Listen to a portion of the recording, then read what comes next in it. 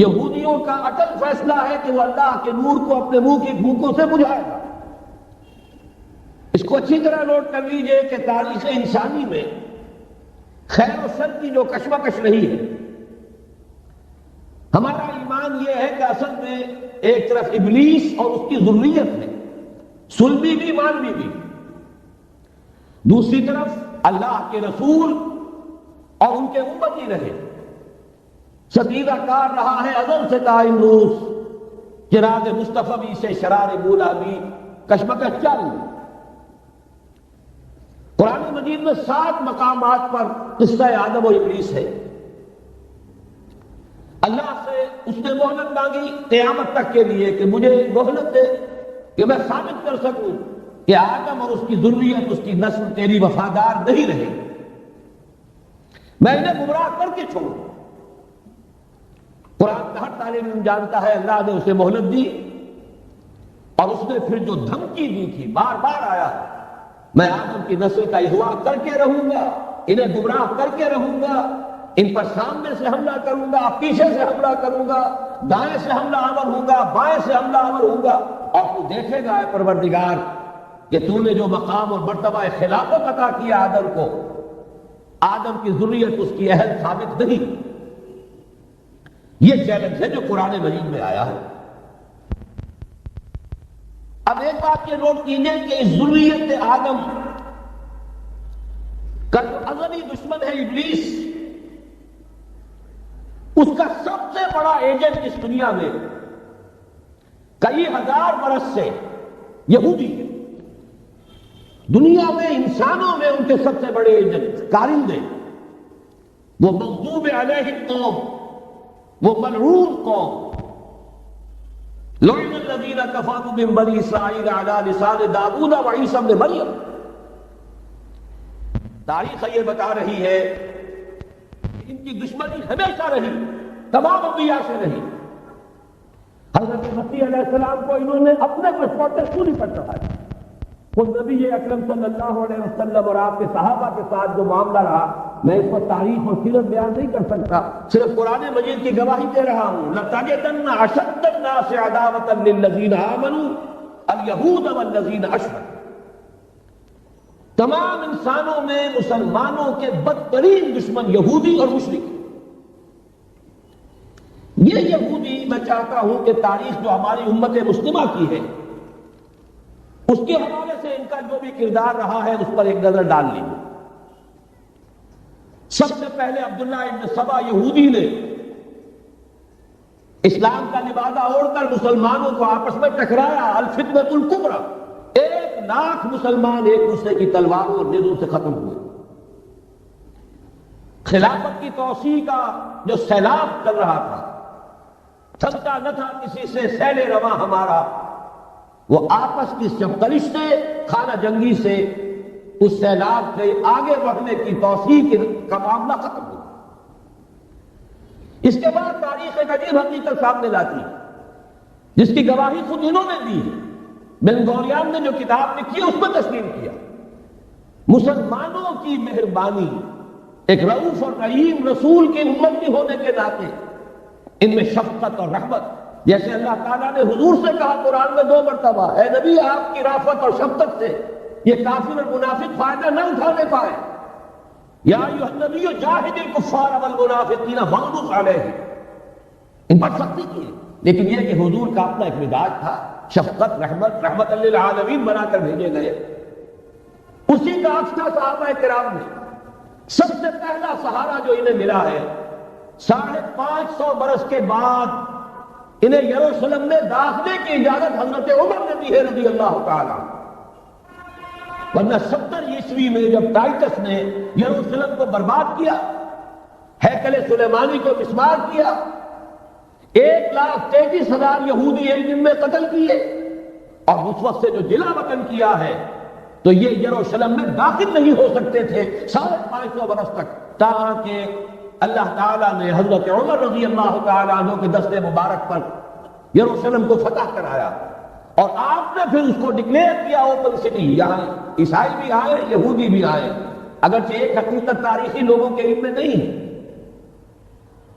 یروشلم میں جو اس وقت عیسائی تھے انہوں نے جب سرنڈر کیا، انہوں نے ایک شرط پیش کی، یہ وہ عیسائیوں کی طرف سے پیش کردہ شرط تھی کہ آپ چاہے یہودیوں کو یہاں آنے کی اجازت دے دیں، بسنے کی اجازت نہیں دیں گے، وہ یہاں کوئی جائیداد نہیں خرید کر سکیں گے، وہ یہاں آباد نہیں ہو سکیں گے۔ چنانچہ اس وقت سے لے کر 1917 تک کوئی یہودی فلسطین میں آباد نہیں ہو سکا۔ البتہ اس عرصے میں جسے یہ ڈائسپورا کہتے ہیں، انتشار کا دور، تسلیم کرتے ہیں کہ ہمارا اس انتشار کے دور میں جو سنہری زمانہ ہے وہ مسلم اسپین، ہسپانیہ میں جب مسلمانوں کی حکومت قائم تھی، پھر مسلمانوں کی شفقت سے، رحمت سے، ان کی نرمی سے فائدہ اٹھا کر اور انہوں نے وہاں سے عیسائیت بحیثیت مذہب اور یورپی اقوام ان کے اندر نقب لگائی ہے، اور واقعہ یہ ہے کہ اپنے وہ ازلی دشمنوں کو انہوں نے فتح کیا۔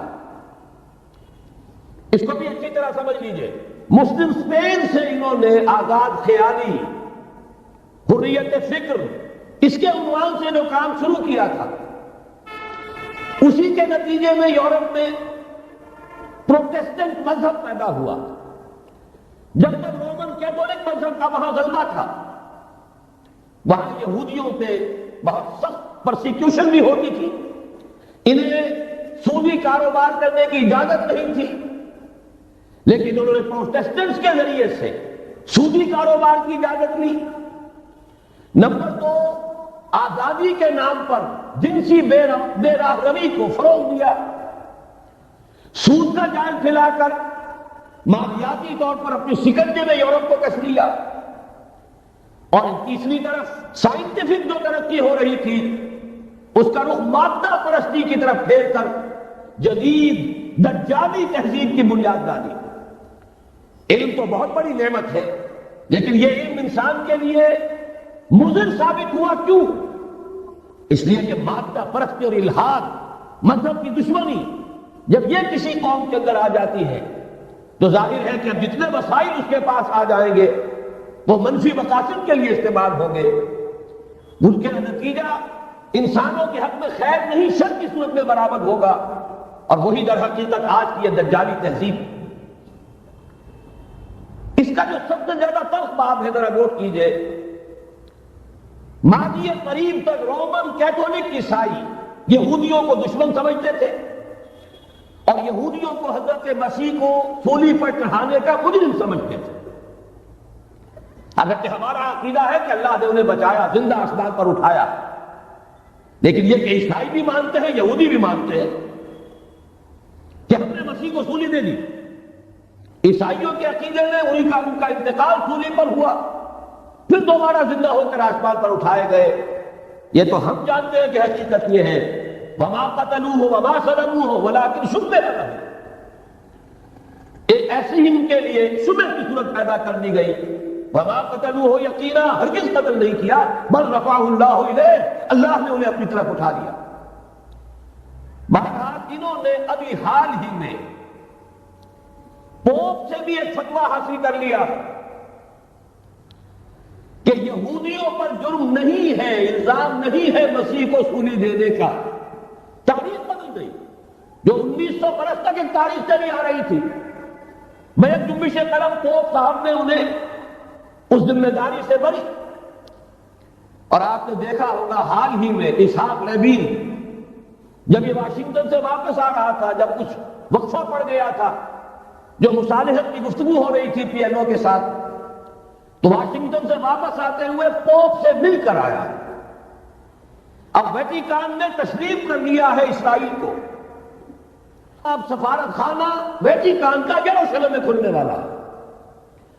میری اس پوری گفتگو کا حاصل کیا ہے؟ انہوں نے 3 pronged اٹیک کے ذریعے سے یورپ کو اور یورپ کے ساتھ اب امریکہ، ان دونوں کو اپنے شکنجے میں کش لیا ہے، فتح کر چکے۔ یہ وہ بات تھی جو علامہ اقبال اس صدی کے آغاز میں دیکھ آئے تھے، فرنگ کی رگے جہاں پنجرے یہود میں ہے۔ وہ تو صرف ایک قوم تھی، جرمن قوم، جسے کچھ عرصے کے بعد احساس ہو گیا کہ یہودی کس شے کا نام ہے۔ نتیجتاً یہودیوں کے قول کے مطابق 60 لاکھ یہودیوں کو اس نے قتل کیا. لیکن اس کے علاوہ جس کو آج کل ویسٹ کہا جاتا ہے، وائٹ اینگلو سیکسن پروٹیسٹنٹس، ان کے اوپر مکمل تسلط ہے یہودیوں کا. وہ یہودیوں کے اعلی کار بنے ہوئے ہیں. سود کے ذریعے سے مالیاتی شکنجے میں جکڑا ہوا. فیڈرل ریزرو فنڈ جتنا بھی امریکہ کا ہے یہ سرکاری بینک نہیں ہے، یہودیوں کے نجی ادارے ہیں. اور دنیا کی سب سے بڑی مقروض حکومت جو ہے وہ امریکہ کی ہے، یہودی قرض خواہ ہے، اور امریکہ کی حکومت ان کی مقروض ہے. اسی لیے کہا ہے نکسن نے اپنی کتاب میں کہ کوئی پریزیڈنٹ نہیں ہے امریکہ کا جو یہودیوں کی رائے کے خلاف چل سکے. اس نے یہ بات کہہ دی اور لکھ دی، کھول کر لکھ دی اپنی کتاب میں. بہرحال اس کے ضمن میں جو انہیں آخری کامیابی حاصل ہوئی، اعلان بلفور 1917، یہودی آباد ہونے شروع ہو گئے. اور اصل میں اسی کے لیے خلافت کو منسوخ کرایا گیا.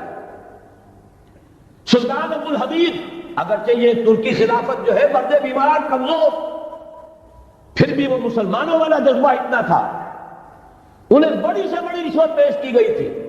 ظاہر بات ہے یہودیوں سے بڑھ کر رشوت دینے والا کون ہو سکتا، جن کے ہاں ایسے بینکر ہوں جو 40 بلین ڈالر کا ایک چیک لکھ سکے. پھر یہ کہ ان پر سیاسی دباؤ بہت ڈالا گیا. انہوں نے جب تک خلافت عثمانیہ برقرار رہی یہودیوں کو فلسطین میں آباد ہونے کی اجازت نہیں دی. کہ جو معاہدہ کیا تھا حضرت عمر نے رضی اللہ تعالی عنہ، خلیفہ ثانی نے، خلیفہ راشد نے، ہم اس کے پابند ہیں اور ہم یہاں یہودیوں کو آباد ہونے کی اجازت نہیں دیں. لہذا انہوں نے اس خلافت ہی کا بستر طے کرایا. اس لیے کہ نہ رہے بانس نہ بجے بانسری، نہ مسلمانوں کی وحدت ملی کی کوئی علامت دنیا میں باقی رہے، اور نہ مسلمان کسی مسئلے پر جمع ہو کر کوئی موقف اختیار کر سکے. اعلان بلفور کے نتیجے میں آباد کاری شروع ہوئی. 1948 میں اسرائیل قائم ہو گیا، معجزہ ہو گیا. 1967 میں اس کی توسیع ہو گئی. اس میں ایک بات اور بھی عرض کر دوں، یہ سارا کس طور سے ہوا ہے کام؟ آپ نے زائنزم کا نام تو سنا ہے، صہیونی تحریک. خود اس کا جو بابا آدم تھا، آرڈر آف الومیناٹی، 1776 یکم مئی یہ نظام قائم کیا وائساک نے. اور اس نظام کے تحت فری میسنری اور lodges of the great Orient قائم کیے گئے. یہ سارا ہتھکنڈا وہ ابلیسی نظام، اس کی تفصیل ایک کینیڈین آتھر نے لکھی ہے کتاب میں، پون زندگی. یہ سارا دھندا ایک شیطانی چکر ہے، ابلیسی چال ہے. اور اس کے ذریعے سے اسرائیل قائم ہوا اور اس کی توسیع بھی ہوئی 1967 میں. اب یہاں تک پہنچنے کے بعد ان کے پیش نظر بقیہ دنیا کی تسخیر اور اسے فتح کرنے کا معاملہ، اور سب سے بڑھ کر اسلام کی بیخبری اور اس کا راستہ روکنا، یہ ان کے پیش نظر ہے. یریدون لیطفئوا نور اللہ بافواہہم. صورت اس وقت کیا ہے؟ یورپ اور امریکہ سے آپ مشرق کی طرف آئیے. پہلے عالم عرب ہے، عرب مسلم ورلڈ. مجھے یہ کہتے ہوئے سب دکھ ہو رہا ہے، پورا عالم عرب وہ فتح کر چکے. وہ عرب ممالک کے جو اسرائیل کے ساتھ کسی میز پر بیٹھ کر گفتگو کرنے کو تیار نہیں تھے. آپ دیکھ رہے ہیں کہ لائن لگ گئی. کبھی صرف انور سادات نے ریکگنائز کیا تھا، پوری دنیا میں شور مچا تھا، اس پر لعنت ملامت ہوئی تھی. اب تو ایک ایک کر کے وہ شاہ حسن ہو چاہے شاہ حسین ہو، اب تو وہاں سے ویزے ختم ہو رہے ہیں. سعودی عرب اور امارات، انہوں نے جو کچھ کاروباری بندشیں لگائی ہوئی تھی وہ ختم کر دی گئی، ان میں نرمی پیدا کر دی گئی.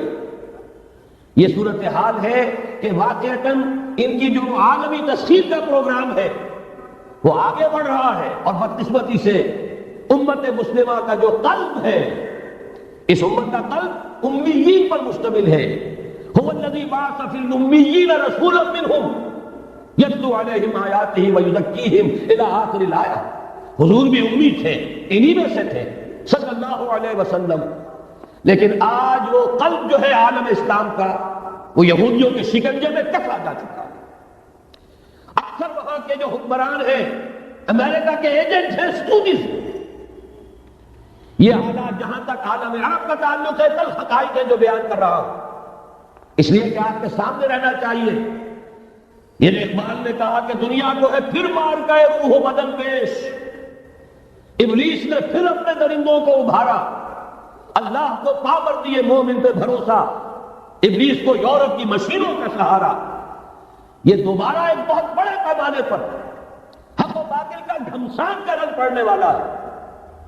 ملاحد کی جو حضور صلی اللہ علیہ وسلم نے پیشین گوئیاں فرمائی، الملحمۃ العظمیٰ، تاریخ انسانی کی عظیم ترین جنگ جو ابھی آنے والی ہے، اس کو سمجھ لیجیے اچھی طریقے سے کہ اس میں جو قوتیں ایک دوسرے کے مقابل آ رہی ہیں وہ کون سی ہے. نیو ورلڈ آرڈر کہنے کو امریکہ کے زیر قیادت ہے، حقیقت میں امریکہ خود یہودیوں کے پنجے میں، یہ وہی ابلیسی طاقت ہے جو آگے بڑھ رہی ہے. عالم عرب کو فتح کرنے کے بعد اب ان کے پاس اگلا عالم اسلام کا حصہ ہے غیر عرب مسلم ورلڈ.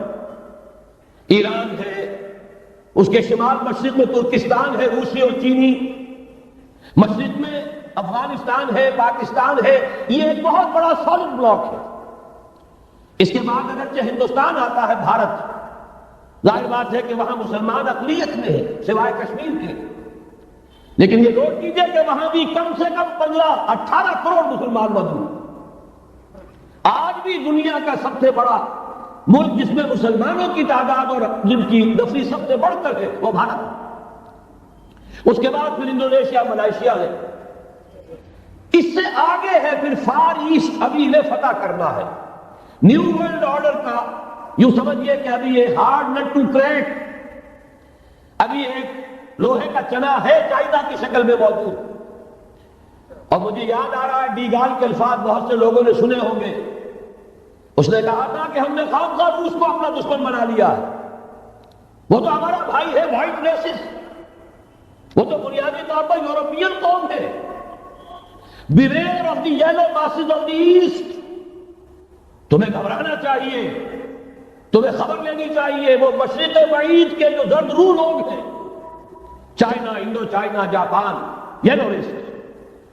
ابھی اس نیو ورلڈ آرڈر کے لیے جو فتح عالم اور تسخیر عالم کا پروگرام ہے، اس میں پہلے غیر عرب مسلمان دنیا اور پھر یہ فار ایسٹ کا خاص طور پر یلو ماسز، یہ ہے کہ جنہیں ابھی انہیں ٹاپ ٹیکل کرنا ہے. اور اسی لیے میں کرنا چاہتا ہوں، حقائق ہمارے سامنے رہنا چاہیے. یہ 45 برس کے بعد امریکہ کو کیسے خیال آ گیا کہ کشمیر کا مسئلہ واقعی ہے؟ ساتھی نے کچھ ملا نہ دیا ہو سلام میں. یہ کہاں سے رام رافیل آئے پچھلے سال اور مسئلے کو زندہ کر کے چل دی. ہم خوش ہوئے، امریکہ نے مان لیا. حقیقت میں امریکہ کی نظر ہے اور وہ کو چاہتے ہیں کہ کوئی دوسرا اسرائیل بنائے، آزاد بنا کر اس کو اپنے تسلط میں لے. اس لیے کہ اگر جو پروگرام ہے، اگر وہاں پر فرض کیجئے بہت مطالبہ ہمارا مان لیا جائے، پلیبسائٹ کرایا جائے، اس کا نتیجہ کیا ہوگا؟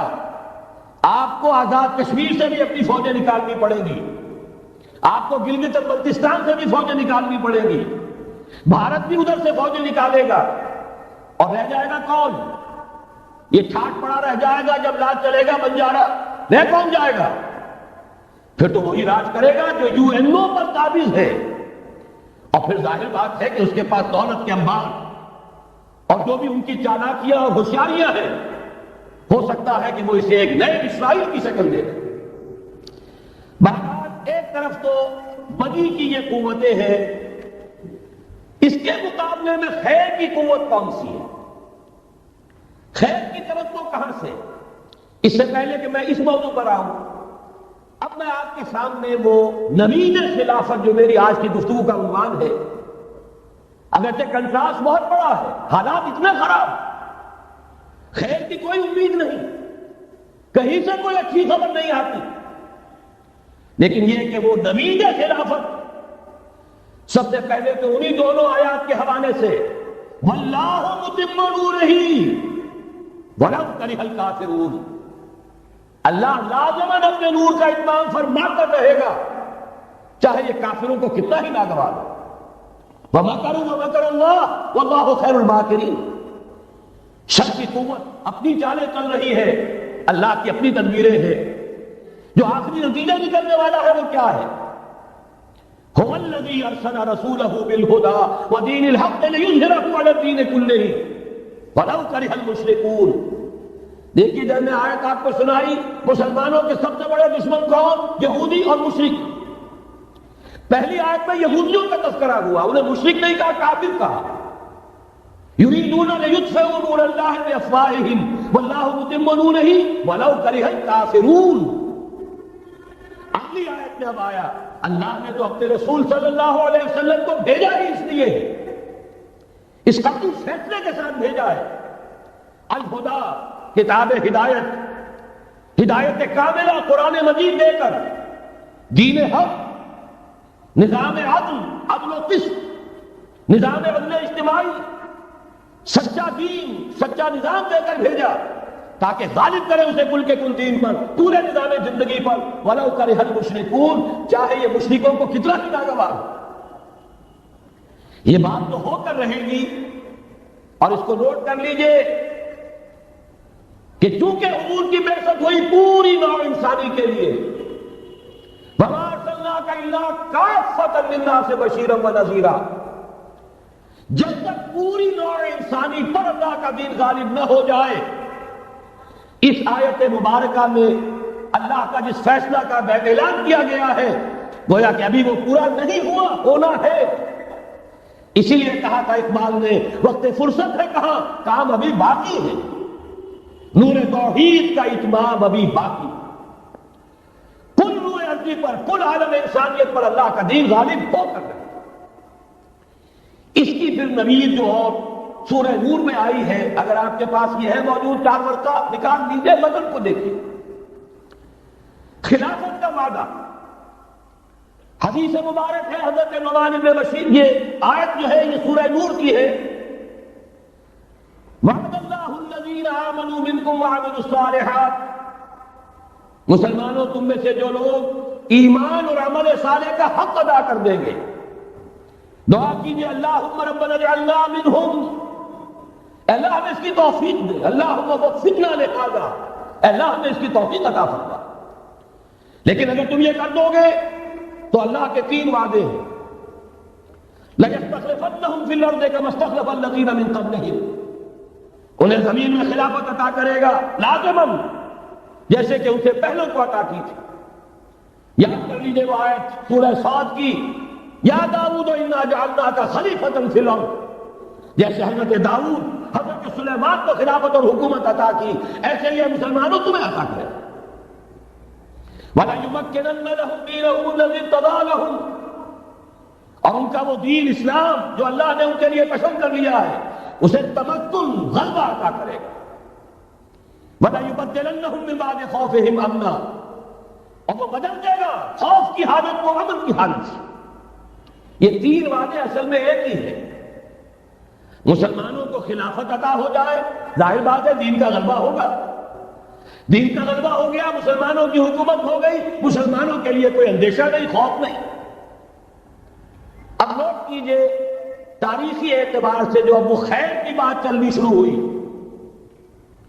یہ آیت نازل ہوئی ہے سن 5 کے اواخر میں یا سن 6 کے شروع میں، چونکہ صحابہ کرام دونوں شرطیں پوری کر چکے غزوہ احزاب میں، اپنے صبر اور مثابرت، اپنی استقامت، اپنی قربانی، اس کا پورا پورا ثبوت دے چکے، جبکہ وہ رجیہ یہ شعر پڑھ رہے تھے، نحن الذین بایعوا محمدا علی الجہاد ما بقینا ابدا، ہم وہ لوگ ہیں جنہوں نے محمد سے صلی اللہ علیہ وسلم جہاد کی بیعت کی ہے، اب یہ جاری رہے گا جب تک جان میں جان ہو۔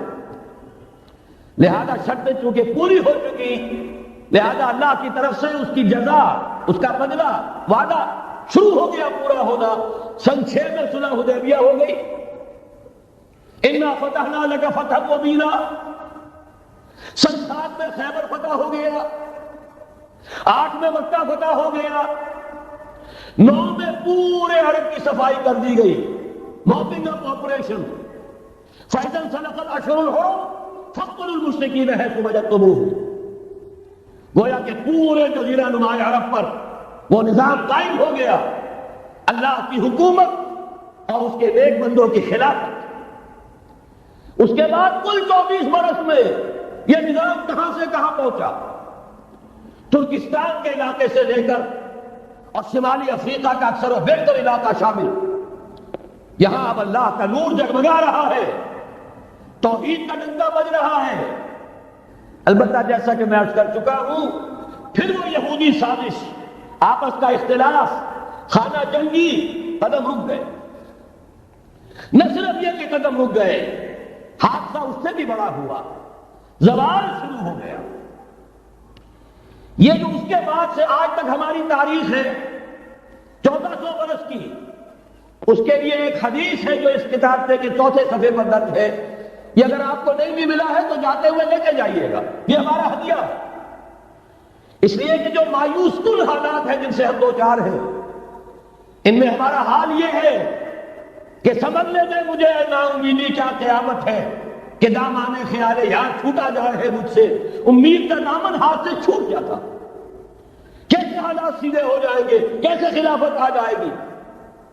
جیسے قرآن مجید میں تذکرہ ہے، جب پہلی مرتبہ یروشلم کو برباد کیا ہے نبوکدنضر نے، حضرت عزیر جب آئے ہیں وہاں دیکھا شہر کو، کوئی متنفس نہیں، کوئی 2 انچ سلامت نہیں، ان کی زبان سے الفاظ نکل گئے، انا یحیی ھذہ اللہ بعد موتھا، یہ بستی جو ایسے ویران ہو گئی اللہ اسے کیسے دوبارہ زندہ کرے گا۔ سورہ بقرہ میں واقعہ مذکور ہے، میں صرف حوالہ دے رہا ہوں۔ آپ وہی حال ہمیں نظر آ رہا ہے، دنیا میں خلافت کیسے آ جائے گی؟ یہاں تو ڈنکا بج رہا ہے امریکہ کا، یہاں تو طاقت وہ ہے، اسرائیل کا خنجر جو ہے عالم عرب میں گھما ہوا ہے، اور غیر عرب مسلم ورلڈ میں بھارت کا خنجر، اور دونوں خنجر کا نشان ہے۔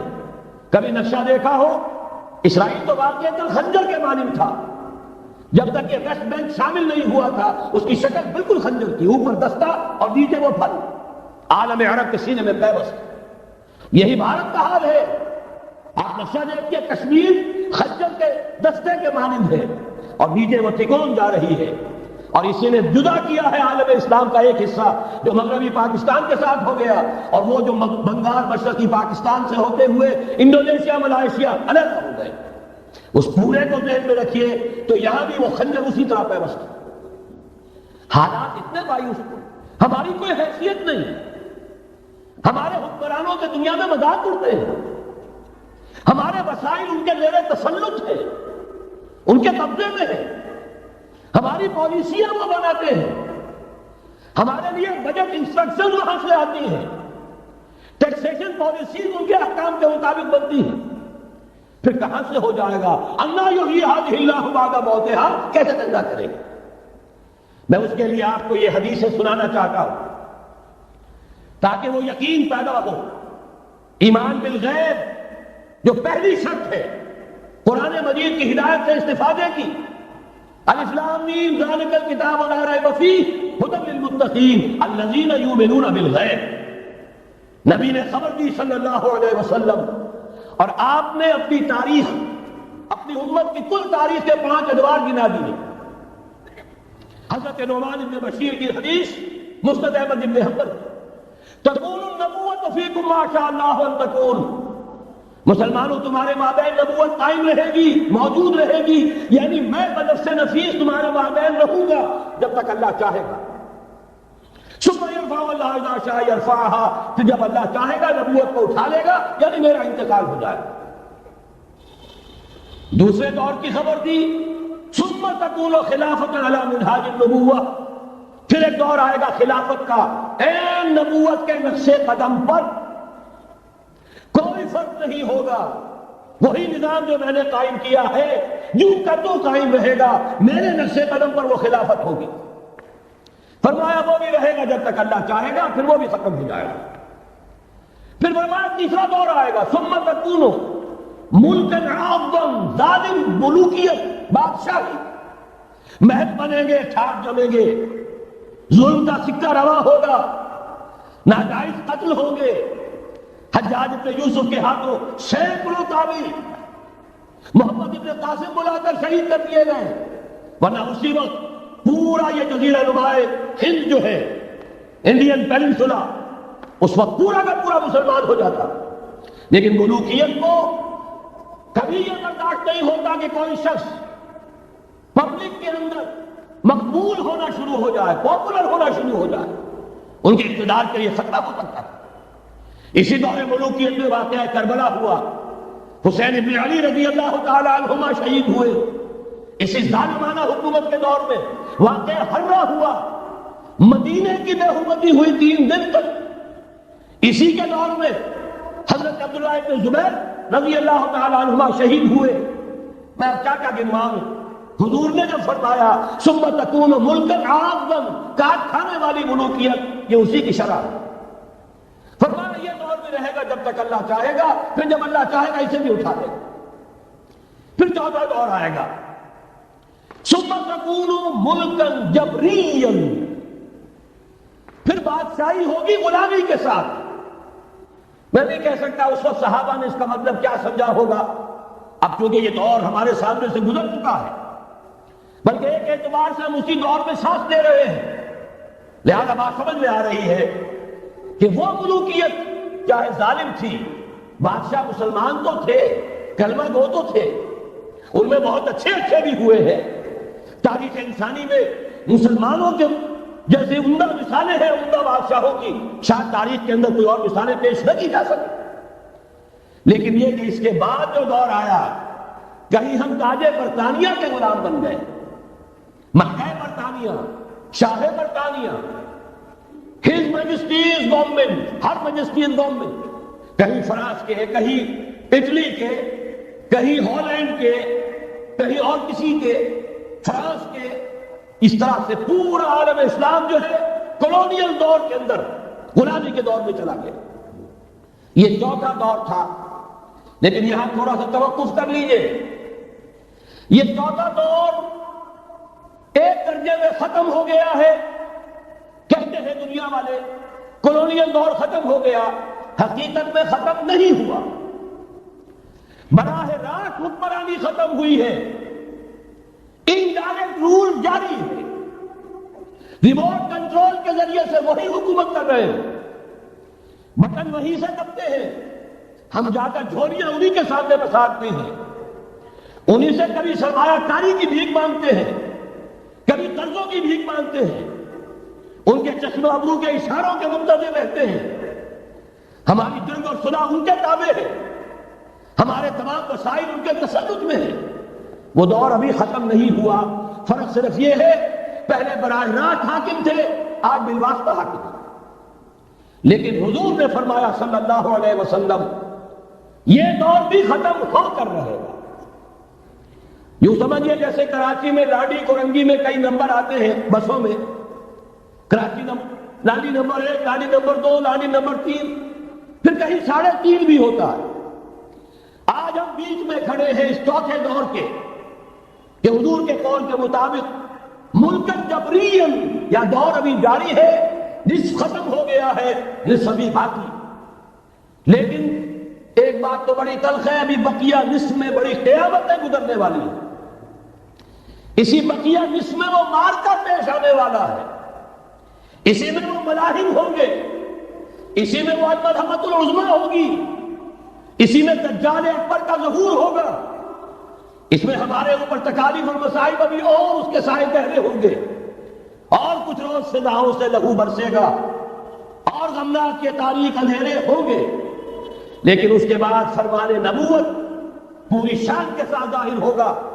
ثم تکون خلافۃ علی منہاج النبوہ، پھر دور آئے گا خلافت علی منہاج النبوہ کا، دوبارہ وہی دور، بین ہی وہ نظام جو محمد رسول اللہ نے قائم فرمایا صلی اللہ علیہ وسلم، دنیا میں دوبارہ قائم ہو کر رہے گا۔ میرے کئی دوستوں نے کہا ہو کر رہے گا، اور میں یقین کے ساتھ کہتا ہوں ہو کر رہے گا، صرف یہ کہ ہم یہ نہیں کہہ سکتے ابھی اس میں کتنی دیر ہے. جیسے قرآن مجید میں کئی جگہ حضور سے کہلوایا گیا، نبی کہہ دیجیے ان ادری اقریب ام بعید ما توعدون، لوگوں جو وعدہ تم سے کیا جا رہا ہے یہ تو میں نہیں کہہ سکتا، وہ جلدی پورا ہوگا یا دیر میں ہوگا، ضرور پورا. ان اللہ لا یخلف المیعاد، اللہ تعالیٰ اپنے وعدے کی خلاف ورزی نہیں کرتا. تو محمد الرسول اللہ صلی اللہ علیہ وسلم کی دی ہوئی نوید دوبارہ خلافت علی منہاج النبوہ کا نظام قائم ہوگا، اور اس میں اب ذرا نور علی نور. دو حدیثیں اسی کتاب میں شامل ہیں، پھر عرض کر رہا ہوں یہ آپ کو مل جائے گا اگر نہیں ہے اس وقت، اور میں چاہتا ہوں آپ ان کے متن یاد کریں، ان حدیثوں کے مبلغ بن جائیں، ان آیات کو حفظ جان بنائیں تاکہ مایوسی کا مداوع ہو سکے، ہمتیں جو پست ہو رہی ہیں ان میں دوبارہ عزم جمع پیدا ہو سکے. اس لیے ہم نے بڑی تعداد میں اسے شائع کیا ہے. 100 کے پیکٹس کے اندر آپ کو یہ مل سکے گا اگر آپ لینا چاہیں. عام کریں، پھیلائیں. پہلی حدیث ہے مسلم شریف کی، صحیحین میں سے ایک، سند کے اعتبار سے بلند ترین درجہ. حضرت ثوبان اس کے راوی ہے رضی اللہ تعالی عنہ. بڑے پیارے الفاظ ہیں محمد الرسول اللہ صلی اللہ علیہ وسلم کے. فرماتے ہیں ان اللہ زوال الارض، اللہ نے میرے لیے پوری زمین کو سکیڑ دیا، لپیٹ دیا. فرأیت مشارقہا ومغاربہا، میں نے اس کے سارے مشرق دیکھ لیے، سارے مغرب دیکھ لیے. وَإِنَّ أُمَّتِي سَيَبْلُغُ مُلْكُهَا مَا زُوِيَ لِي مِنْهَا، اور یقین رکھو میری امت کی حکومت ان تمام علاقوں پر قائم ہو کر رہے گی جو مجھے اس طرح زمین کو سکیڑ کر اور لپیٹ کر دکھا دیے گئے. اب جس شخص کو بھی محمد کی رسالت پر ایمان ہے صلی اللہ علیہ وسلم، اسے کوئی شک نہیں ہو سکتا. دوسری روایت حضرت مقداد سے، یہ مسند احمد ابن حنبل کی روایت. حضرت مقداد رضی اللہ تعالیٰ عنہ فرماتے ہیں حضور نے ارشاد فرمایا لا يبقى على ظهر الارض بیت مدر ولا وبر الا ادخله الله کلمۃ الاسلام. اس روئے ارضی پر کوئی گھر نہیں بچے گا، نہ اینٹ گارے کا بنا ہوا نہ کپڑوں کا بنا ہوا خیمہ رہے گا جس میں اللہ تعالیٰ کلمہ اسلام کو داخل نہ کر دے. کل روئے ارضی پر ہر گھر میں اسلام داخل ہوگا. لیکن اس میں بڑی اہم بات ہے، ہمارے بعض دانشور آج جو گمراہیاں پھیلا رہے ہیں اس کا توڑ اس حدیث میں ہے، اور ہمیں صدمہ ہے. علامہ اقبال کا فرزند، اور وہ اس مغالطوں کو عام کر رہا ہے. اور بھی چھٹ بھئیے دانشور تھے، ان کی بات کی کوئی اہمیت نہیں تھی، لیکن اب وہی بات کہی ہے ڈاکٹر جاوید اقبال نے. اس حدیث میں اس کا توڑ ہے. اسلام کا غلبہ ہوگا تو کیسے ہوگا؟ بعز عزیز وذل ذلیل، یا تو کسی عزت والے کے اعزاز کے ساتھ ہوگا اور یا کسی کمزور کی مغلوبیت کی بنیاد پر ہوگا. اما یعزہم اللہ، یا تو اللہ گھر والوں کو، خیمے والوں کو اعزاز عطا فرمائے گا، فیکونون من اہلہا، وہ اسلام ہی کے کلمے کو قبول کر لیں گے.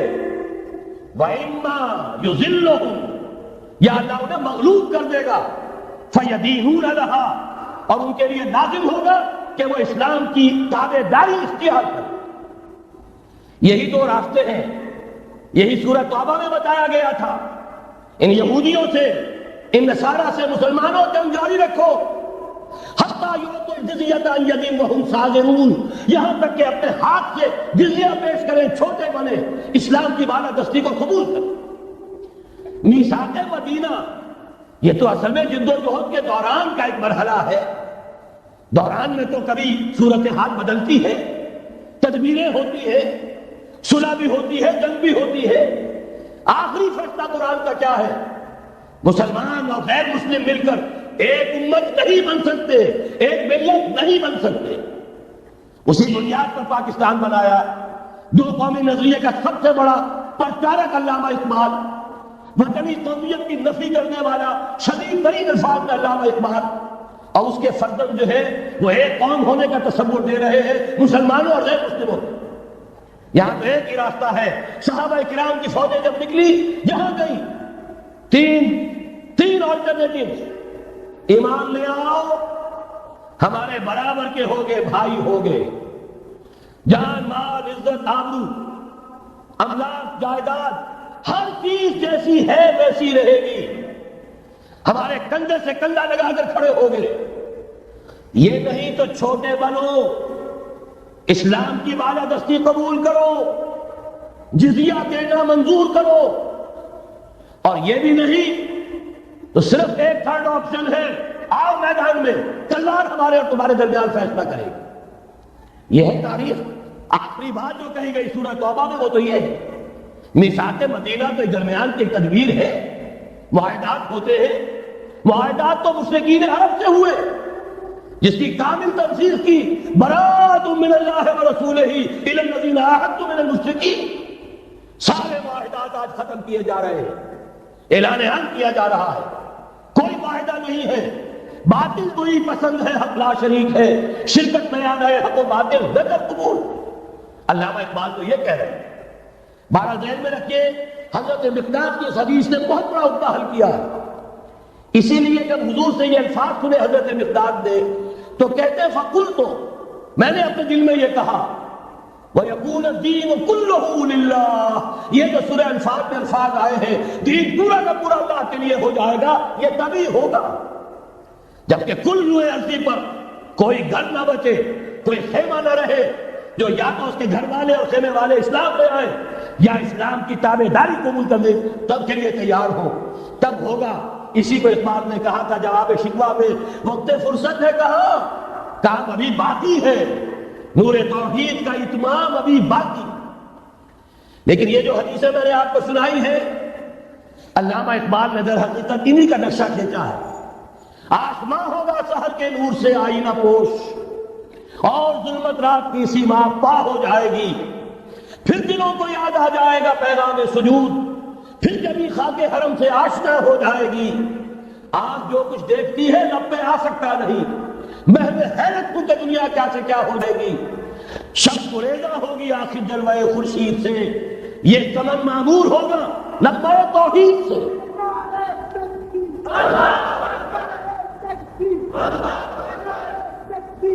میں نے اس پر جو عنوان قائم کیا ہے، کل جہاں معمور ہوگا نغمہ توحید سے. یہ پورا کا پورا عالم کرۂ ارضی جگمگا اٹھے گا. اشرقت الارض بنور ربها، وہ نور رب کا جب اطمینان ہوگا پوری یہ زمین اس سے چمک اٹھے گی. یہ ہے وہ پیشین گوئیاں. اب میں آپ کو بتانا چاہتا ہوں کہاں سے ہوگا.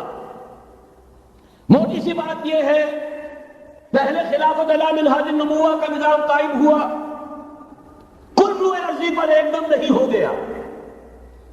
ایک ملک جزیرہ نمائے عرب، محمد رسول اللہ صلی اللہ علیہ وسلم والذین معہ رضی اللہ تعالی عنہم اجمعین، ان کی جد و جہد، ایثار، قربانی، اس کے نتیجے میں جزیرہ نمائے عرب وہاں یہ نظام قائم ہو گیا.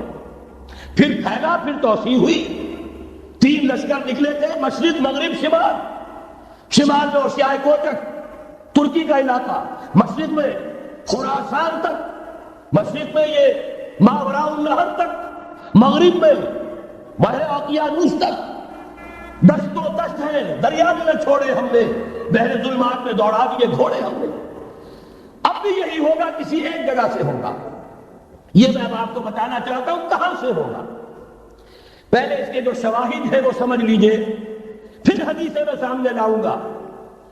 میں نے عرض کیا تھا کہ مغرب سے یہ سیلاب نیو ورلڈ آرڈر کا چلا، جو کہ در حقیقت یہودیوں کا مالیاتی نظام ہے. اس مالیاتی شکنجے میں انہوں نے یورپ امریکہ کو جکڑا ہوا. اس کے بعد ان کی فتوحات کا دائرہ عالم عرب ان کے شکنجے میں آ چکا. ابھی آپ نے خبریں پڑھی ہوگی، اب تو ہزاروں فنڈامنٹل سعودی عرب میں گرفتار ہو رہے ہیں، علماء گرفتار ہو رہے ہیں. یہ ساری حکومتیں جو امریکہ کے ایجنڈوں پر مشتمل ہیں، در حقیقت یہی سب سے پہلے اپنے ہاں کے جو مسلمان ہیں جنہیں یہ کہتے ہیں کہ یہ فنڈامنٹلسٹ ہیں، سب سے پہلے تشدد ان کی طرف سے ہو. بہرحال اب اس سے آگے ہے عالم اسلام کا وہ حصہ جس میں میں اور آپ بھی ہیں، یہ غیر عرب عالم اسلام، ایران سے شروع ہو کر پھر افغانستان جو حضور کے زمانے میں خراسان کہلاتا تھا، یہ پورا افغانستان، کچھ تھوڑا سا حصہ ایران کا، کچھ تھوڑا سا حصہ روسی ترکستان کا، کچھ حصہ پاکستان کا، یہ سب حضور کے زمانے میں خراسان کہلاتا تھا۔ اس کے ضمن میں جان لیجئے اب یہ نیوکلیس بننے والا ہے، یہاں سے خلافت کا آغاز ہو کر رہے گا۔ اس کے شواہد کیا ہیں؟ پہلی بات نوٹ کیجئے، ختم نبوت کے بعد سارا سلسلہ مجددین کا ہے رحمہ اللہ۔ 1000 برس تک سارے مجدد عالم عرب میں پیدا ہوئے۔ 11ویں صدی سے یہ صنم خانہ ہند مجددین کی آماجگاہ، مجدد الف ثانی رحمۃ اللہ علیہ 11ویں صدی ہجری، 11ویں ثانی اسی کے دوسرا 1000 سال وہیں سے شروع ہوا۔ کہاں کے رہنے والے تھے؟ 12ویں صدی کے مجدد اعظم شاہ ولی اللہ دہلوی، 13ویں صدی میں سید احمد بریلوی اور ان کے ساتھی شہید شاہ اسماعیل شہید، 14ویں صدی میں شیخ الہند اسیر مالٹا، انگریز سے ٹکرا جانے والا۔ یہ مضمون ہم نے چھاپا تھا، اگرچہ چھپا تھا وہ پاکستان روزنامہ پاکستان میں، ہم نے بھی اسے چھاپا۔ اب دوبارہ جو کتاب کا شائع کیا ہے، انگلینڈ میں انگلستان میں خلافت کی اذان کے عنوان سے اسپیشل ایک جو ہے ندائے خلافت کا ایشو آیا ہے، اس میں دوبارہ ریپیٹ کیا ہے۔ اسے آپ کو اندازہ ہوگا شیخ الہند کی شخصیت کا۔ جرمنی تک سے ان کی گفتگو چل رہی تھی، دارالخلافہ ترکی سے گفتگو چل رہی تھی، ہندوستان کو آزاد کرا کر دوبارہ اس کو ایک دارالاسلام کی شکل دینا۔ اس لیے کہ اس وقت تک آپ کو معلوم ہونا چاہیے ہندو ابھی سویا ہوا تھا، وہ غلامی کا جو بھی اس کے اوپر اثر پڑا تھا مسلمانوں کی 1000 سالہ غلامی کا، اس کی وجہ سے اس میں کوئی حوصلہ تھا ہی نہیں۔ سیاست کے میدان میں ہندو ابھی آیا ہی نہیں تھا۔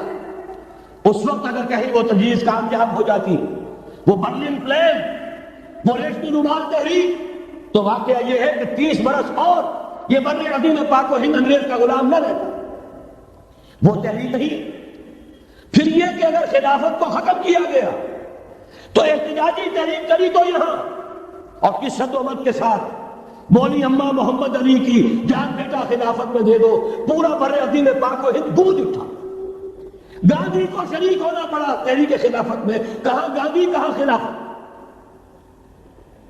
پھر اور شواہد نوٹ کیجئے، وہ جو کولونیل رول بظاہر ختم ہوا ہے، تمام مسلمان ممالک بظاہر آزاد ہوئے، لیکن کہیں بھی تحریک میں اسلام کا نعرہ نہیں لگا۔ صرف ایک جگہ پاکستان کا مطلب کیا؟ لا الہ الا اللہ، اور اس سے پھر گونج گیا پورا بر عظیم پاک و ہند، راج کماری سے لے کے درا خیبر تک، اور ادھر مکران سے لے کر چٹاگان تک۔ پاکستان کا مطلب کیا؟ لا الہ الا اللہ۔ پوری دنیا میں اس کا کوئی نعرہ نہیں لگا۔ پھر پاکستان ہے وہ ملک جہاں قرارداد مقاصد پاس ہو گئی، خلافت اصولی اعتبار سے ہم نے تسلیم کر لی۔ جب حاکمیت اللہ کی ہے، ہمارے پاس حاکمیت نہیں، ہم حاکمیت کے مدعی نہیں۔ 10 کروڑ عوام کی ایک نمائندہ اسمبلی نے قرارداد مقاصد پاس کی، یہی تو خلافت ہے۔ ہمارے پاس جو اختیار ہے اللہ کا ڈیلیگیٹڈ ہے، اور یہ انہی حدود میں استعمال ہوگا جو خود جو اصل حاکم ہے اللہ، جو اس نے متعین کر دی۔ پھر یہی وہ ملک ہے، واحد ملک پوری دنیا میں جس میں فیڈرل شریعت کورٹ نے بینک انٹرسٹ کو ربا حرام قرار دیا ہے۔ پوری مسلم ورلڈ کے اندر اس کی کوئی مثال موجود نہیں۔ یہ شواہد ہے۔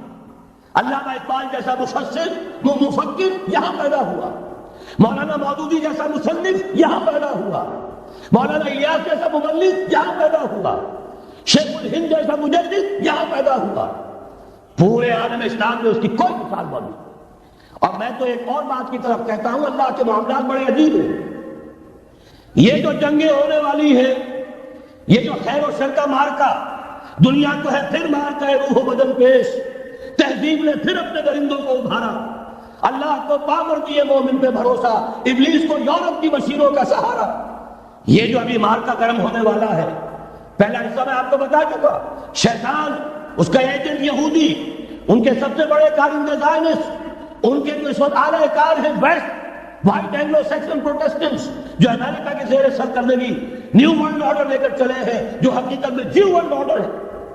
دوسری طرف دیکھیے، ذرا غور کیجیے، ایک حدیث نبوی ہے، ما انزل اللہ من داء الا انزل له دواء، اللہ نے کوئی ایسا مرض پیدا نہیں کیا جس کی دوا پیدا نہ کی ہو۔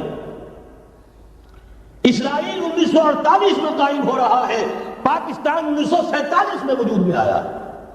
ایک سال پہلے جیسے ماں کی چھاتی میں اللہ دودھ پہلے پیدا کر دیتا ہے، بچے کی ولادت بعد میں ہوتی ہے، یہ قانون قدرت ہے۔ اسی طریقے سے توڑ اس کا، در حقیقت اسرائیل کا توڑ ہے جو پاکستان کی شکل میں وجود میں آیا۔ یہ دوسری بات ہے کہ ہم بھٹک گئے، منزل کا سراغ بھول گئے، ہم آ کر دولت کے بندوں میں، اور سب سے بڑھ کر یہ کہ جو متروکہ جائیداد کے لالچ، ہم اس میں پڑ گئے، بھول گئے یہ پاکستان کس لیے بنایا تھا، بھٹک گئے۔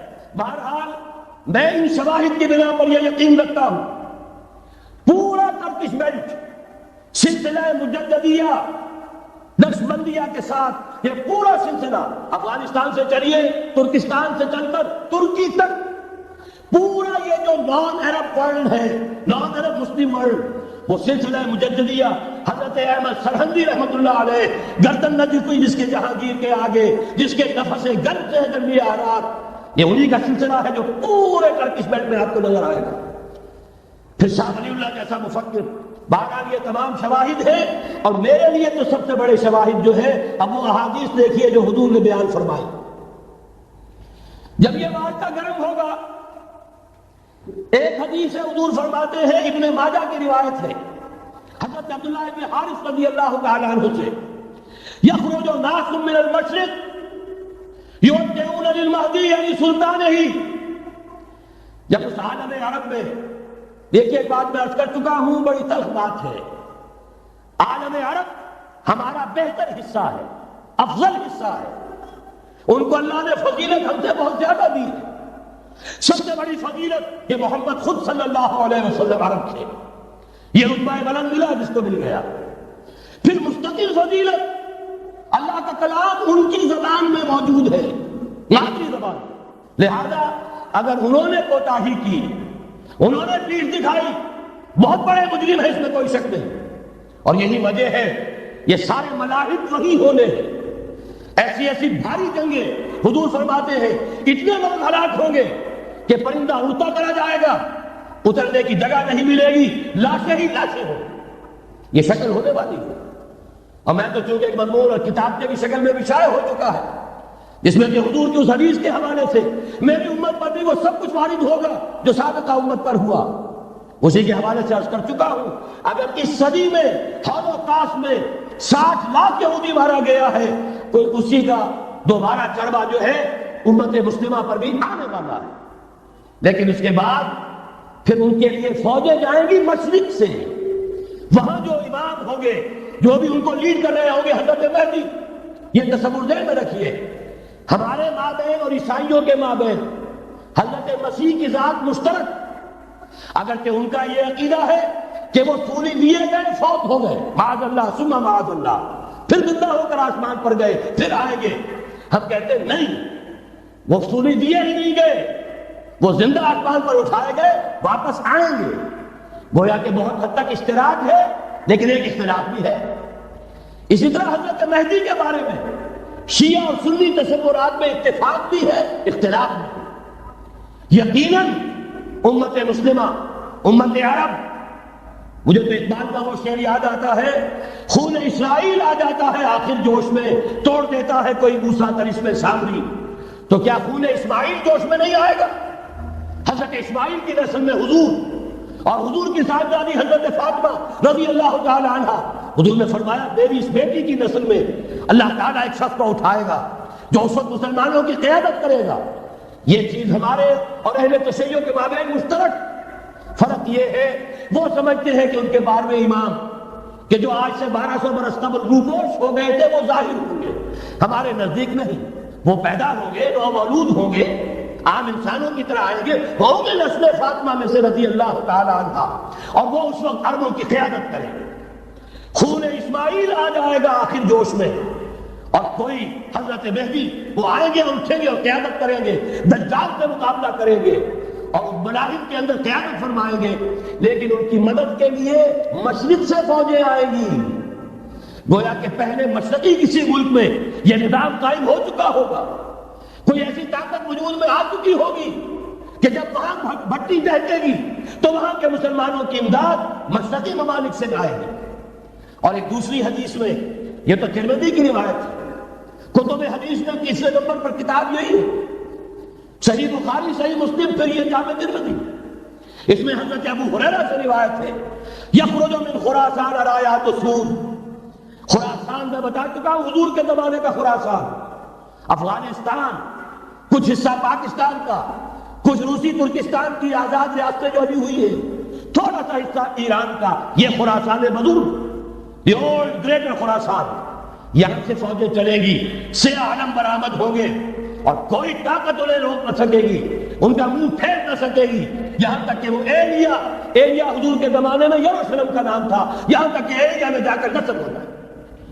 گویا کہ یہ جو ہمارے ہاتھ سے نکلا ہے قبضے سے، پہلے بھی عربوں کے ہاتھوں سے نکلا تھا بیت المقدس، یروشلم، عرب واپس نہیں لے سکے تھے، خود خون